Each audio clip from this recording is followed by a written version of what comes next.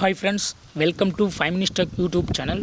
Here is Oppo Reno 11 Pro 5G smartphone.